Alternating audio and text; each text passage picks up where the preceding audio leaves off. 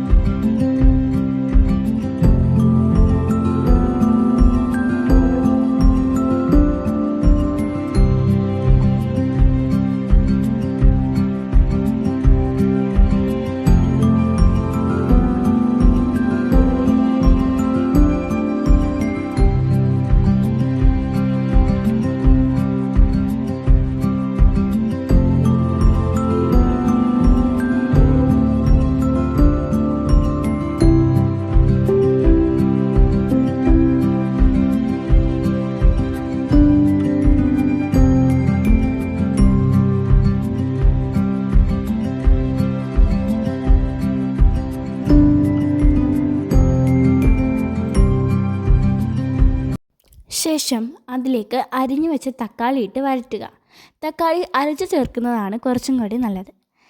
അതൊന്ന് വഴണ്ട് വരുമ്പോൾ അതിലേക്ക് ആവശ്യത്തിന് മുളക് പൊടി, മല്ലിപ്പൊടി, കുരുമുളക് പൊടി, ചിക്കൻ മസാല ഇവയെല്ലാം ഇട്ട് പച്ചമണം മാറുന്നത് വരെ ഇളക്കുക. അതിനുശേഷം അതിലേക്ക് തേങ്ങാപ്പാൽ ഒഴിച്ച് ഇളക്കുക.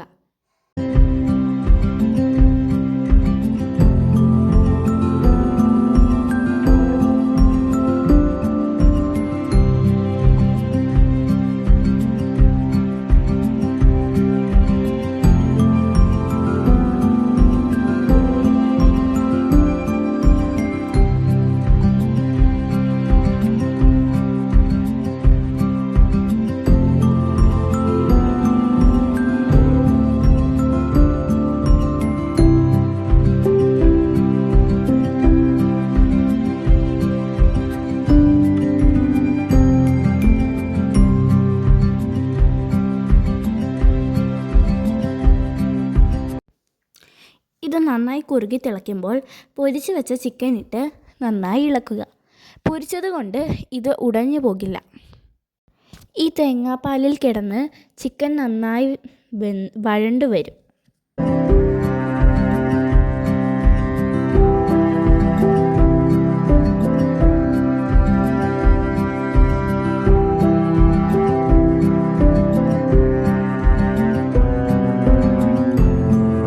അപ്പോഴേക്കും നമ്മൾ മസാലക്കൂട്ട് പൊടിച്ചതും മല്ലിയിലയും ഇട്ട് ഒന്നും കൂടി ഇളക്കുക.